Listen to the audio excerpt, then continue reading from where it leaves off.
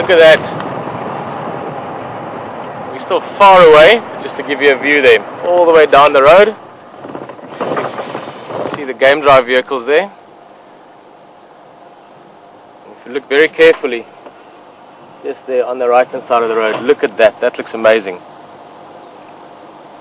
I think we might actually just sit by her for now if she's going to stick to the road. It does give us some nice views. I'm struggling with the tripod.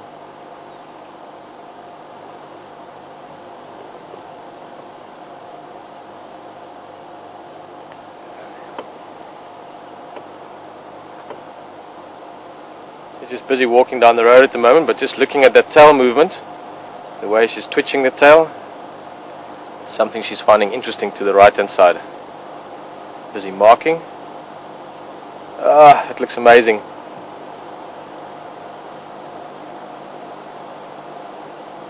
Just see the nose of one of the cruisers there in the front as well, from Juma.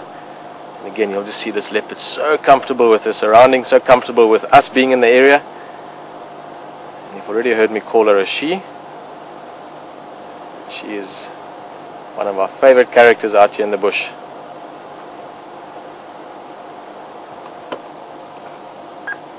Speak to Charles.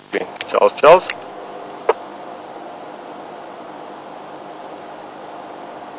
Charles again. Yeah. Thank you, Mfo. We've got a nice view from this side if she's sticking down the road. We're just going to stand by her and Nkomo.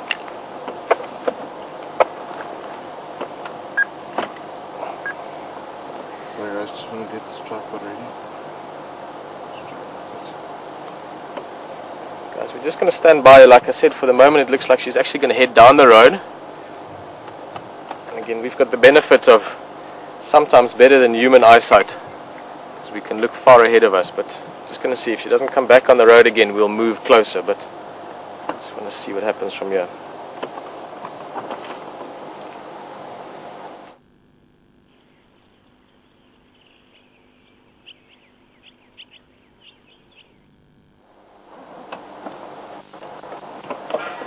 I'll just speak to Charles again quickly.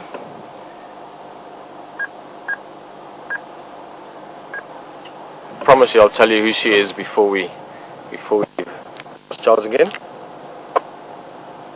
Yeah. Sorry, Mfo. Is she turning south now or is she coming back to the road? She's heading along the far approach to the southeast. Okay, can I come join them? Yeah, sure. Nkomo. Alright, well, she's...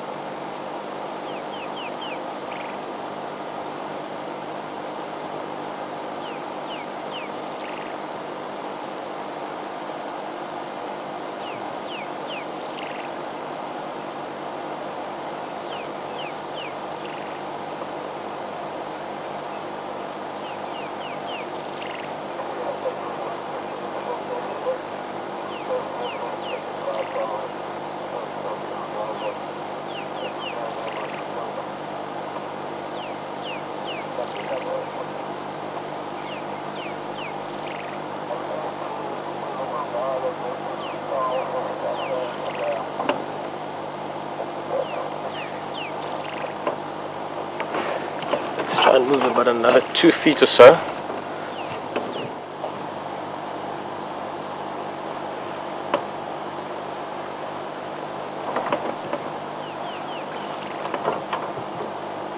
That's why we give her a few more minutes, see if she maybe gets more active. But some interesting news from the north. They found the Kuhuma females this morning. Again, quite far away from anywhere close to where we could get, but up in sort of northeastern parts of Buffelshoek. And they've got 13 young ones with them, so that's the most sort of comprehensive or reliable count I've heard. So 13 of them still surviving. And that's still a story in waiting. There's definitely still a few sequels remaining in the stories of the Kuhumas and their youngsters. The Mapokos haven't been that far up north for a while, though, the male lions. And those females have done a very good job of sort of as much as they can, avoiding those males. As much as I'd like to pretend otherwise, I'm still convinced at some stage or another all those cubs will go. My porkers will not tolerate them once they move in here more assertively.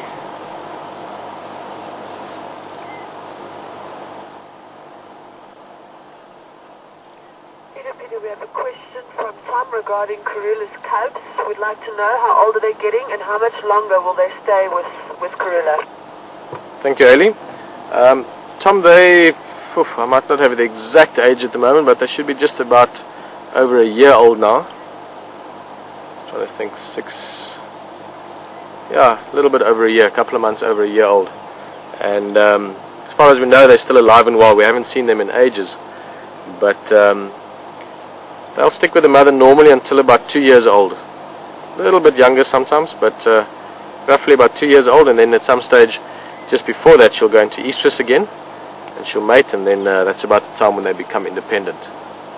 So the age that they're at now is actually a very exciting time if you do have them around, because they're big enough that they know their way around the bush now. They're not great hunters yet, they still need to learn, but they know what to avoid and not to mess with elephant, and to be up in the tree if there's lions or hyenas around. So Karula can afford more and more to leave them on their own. But what also happens, obviously when they were younger she also left them on their own, but now that they're a bit older and more